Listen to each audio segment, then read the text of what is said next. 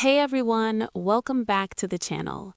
I'm really happy you're here today because it finally feels like that cozy time of the year. You know, when the air feels different and people suddenly start smiling a little more? Yeah, there's something special about this season. Even if you don't celebrate Christmas in a big way, you can still feel the mood changing. The lights, the music, the messages from people you haven't talked to all year. Exactly. And today we're just going to talk naturally about Christmas and New Year. Nothing complicated, just the kind of conversation you might hear between friends, maybe over coffee or while walking home in the evening. And as always, if you're listening to improve your English, don't worry about understanding every word. Just relax and let the language come to you. So, Ryan, tell me honestly, are you more of a Christmas person or a New Year person? That's a good question. I think I'm more of a New Year person. Christmas feels warm and emotional, but New Year feels hopeful, like a fresh start. What about you? I'm definitely a Christmas person. I love the slow feeling of it. The idea of staying home, wearing something comfortable, eating too much food, and not feeling guilty about it.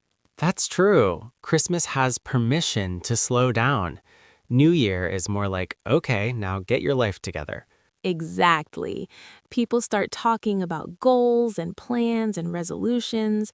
By the way, New Year's resolutions is a phrase you'll hear a lot.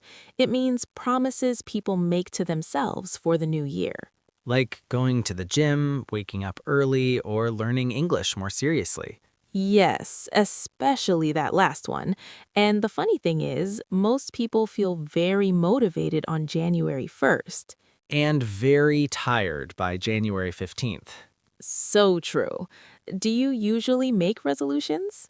I used to. Now I prefer something smaller. Instead of saying, I'll change my whole life, I say, I'll do one small thing better. It feels more realistic. I like that. Christmas, on the other hand, feels more about memories, family, food, little traditions, even simple things like drinking hot chocolate or listening to the same songs every year. And those songs start playing very early, sometimes in November. Too early, in my opinion. But once December really starts, I don't mind. It feels comforting. Comforting is a great word for this season.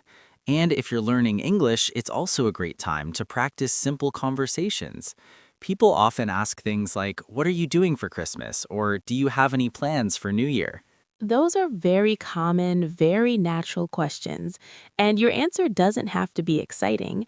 You can simply say, I'm staying home or I'm spending time with family. Or even, I don't have any plans yet. That's totally normal. Exactly, and we'll talk more about that as we continue.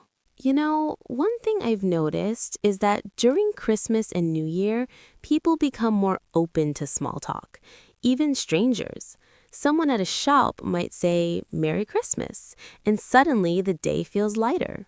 Yeah, and small talk becomes easier because everyone is talking about the same things: the weather, the holidays, the food, or how fast the year went by. Oh, yes, that classic sentence. I can't believe the year is already over. People say that every year, and it's always true. It really is.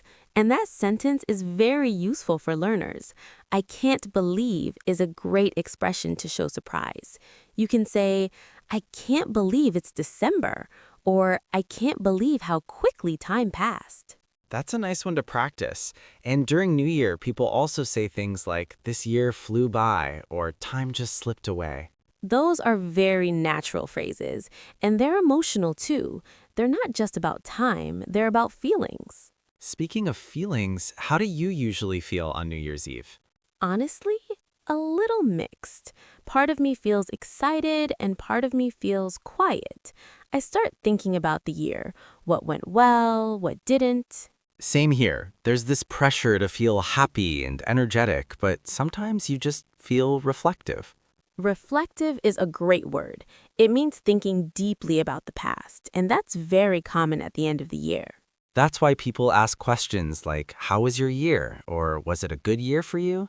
And again, your answer doesn't need to be perfect. You can say, it was okay, or it had ups and downs.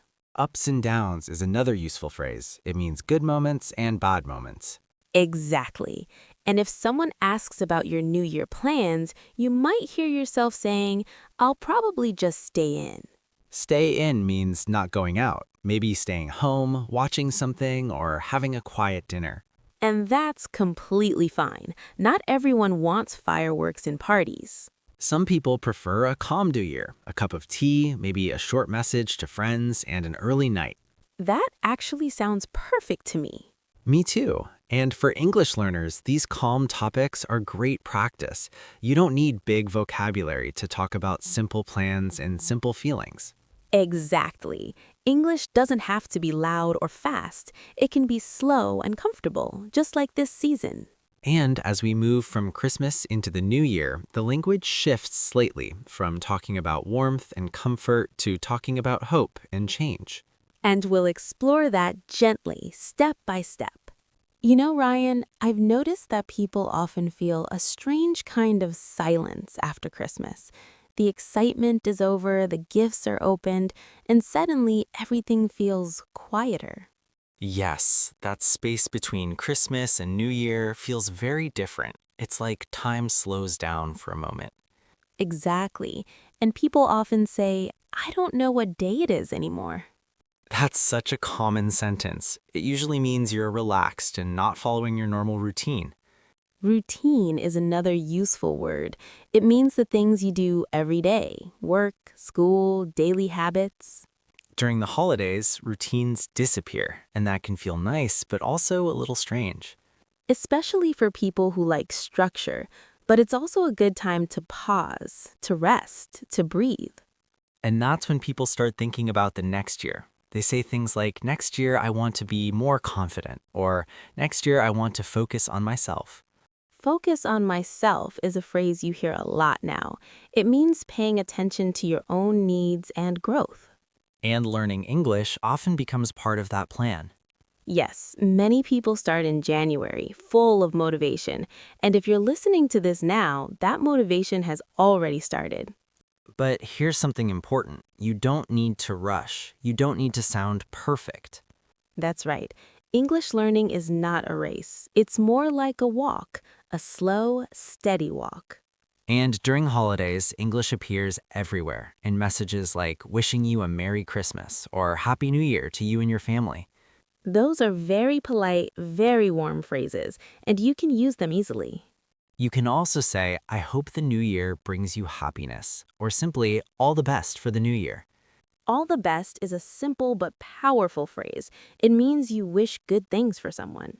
And when someone says that to you, you can reply with, thank you, same to you.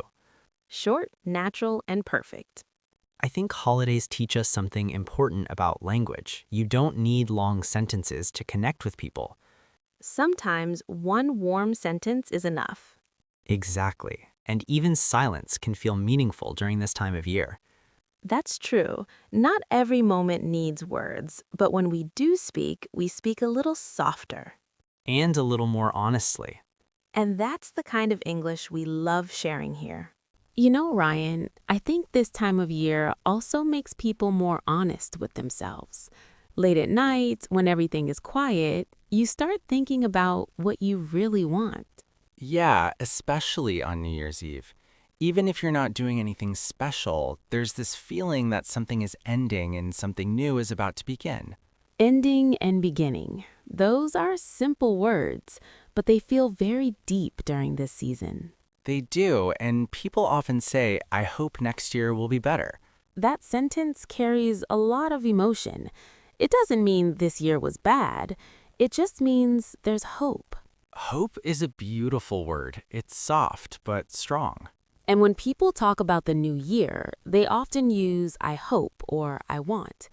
I hope I travel more. I want to be healthier.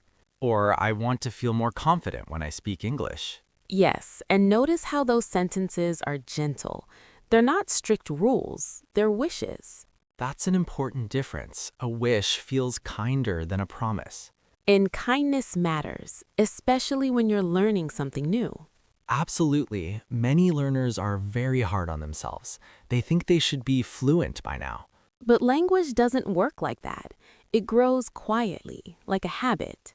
Just like these conversations, you listen, you absorb, and slowly things start to sound familiar. That's why listening during calm moments like evenings, holidays, or quiet mornings can be very powerful. And during Christmas and New Year, people also love sharing memories. They say things like last year at this time or at this time last year. Those phrases help you talk about the past in a very natural way. You don't need perfect grammar, you just need the feeling. Exactly. And if you make a small mistake, it's okay. Communication is about connection, not perfection. And during this season, people are more forgiving anyway. That's true. There's more patience in the air. And maybe that's something we can carry into the new year. Not just patience with others, but patience with ourselves. Especially when it comes to learning English. Yes, one conversation at a time. One calm moment at a time. You know, Ryan, when I think about Christmas and New Year now, I don't think about big events anymore. I think about small moments. Me too. A quiet message from someone you didn't expect. A peaceful morning. A simple conversation that stays with you. And those moments don't need perfect English. They just need honesty. That's such an important reminder. English is not about impressing people, it's about sharing a moment. During this season, people slow down enough to really listen, and that makes conversations feel more meaningful. So if you're listening to this right now, maybe at night, maybe with a cup of tea, we hope this conversation feels like company. And if you're learning English, remember this. You don't need to speak fast. You don't need big words. You just need to keep listening. Keep noticing how the language feels. Christmas teaches us warmth.